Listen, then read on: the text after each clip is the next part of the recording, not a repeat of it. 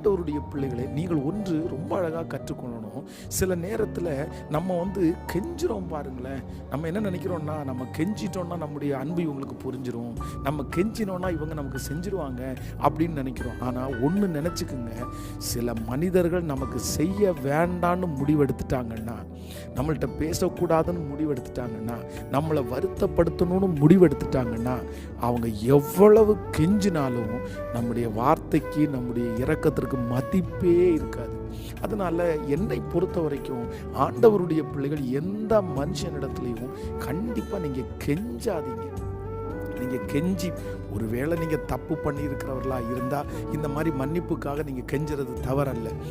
நம்ம தப்பு பண்ணிட்டோம், ஆனால் அதே பட்சத்தில் ஒரு அன்புக்காக நம்ம எப்படி கெஞ்சலாம், அந்த ஒரு இடத்திற்காக நம்ம எப்படி கெஞ்சலாம். நம்ம எந்த தப்பும் பண்ணாமல் இன்னொருத்தருடைய இந்த அரவணைப்புக்காகவோ இந்த அன்பிற்காகவோ நம்ம கெஞ்சி நிற்க வேண்டாம். நீங்கள் எவ்வளவு கெஞ்சினாலும் அவருடைய இருதயம் மாறுவதே இல்லை. அதற்கு மாறாக நான் என்ன நம்புறேன்னா, அமைதி தாங்க பெரிய ஆயுதம். நீங்க அமைதியா இருங்க. அவர்களே கண்டிப்பா உங்களை தேடி வருகிற ஒரு நாள் நிச்சயமாய் வரும்.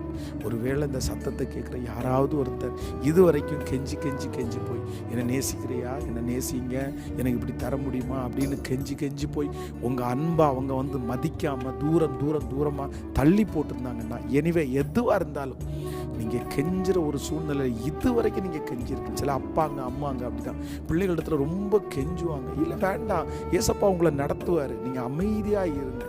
அந்த கெஞ்சுறதுனால அவங்களுக்கு கோபம் வருது, கெஞ்சுறதுனால அவங்க இன்னும் நம்மளை தூக்கி விசிறடிக்கிறாங்க. நம்ம யுத்தம் ஆண்டவருடைய சமூகத்தில் தான். நம்ம ஜெபம் பண்ணுவோம்.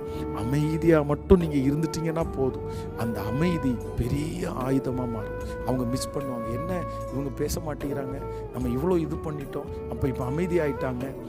அந்த மாதிரி ஒரு சூழ்நிலை வரும்போது அந்த மனிதர்கள் கண்டிப்பாக நம் பக்கமாய் திரும்புவார்கள். நான் உங்களுக்காக ஜெபம் பண்ணுறேன். ஆண்டவர் யாரிடத்துலையும் கெஞ்சுற அளவுக்கு உங்களை விட மாட்டார். தைரியத்தை தருவார், பலத்தை தருவார். நிச்சயமாக ஆண்டவர் உங்களோடு இருக்கிறத பலப்படுத்துவார். யாராவது ஒருத்தர், நான் ஒரு கெஞ்சுற சூழ்நிலை தான் பாஸ்டர் இருக்கிறேன், அந்த மனுஷனிடத்துல கெஞ்ச வேண்டாம், ஆண்டவரிடத்துல போங்க. தாவீதை போல கொடியை இடுக்கண்ணில் அகப்பட்டிருக்கிறேன், இப்பொழுது கர்த்தருடைய கரத்திலே விழுவேனாக. நீங்கள் ஆண்டவருடைய சமூகத்தில் போயிட்டீங்கன்னா யாருக்கும் தெரியாது, ஆண்டவரே அந்த காரியத்தை வாய்க்க பண்ணுவார்.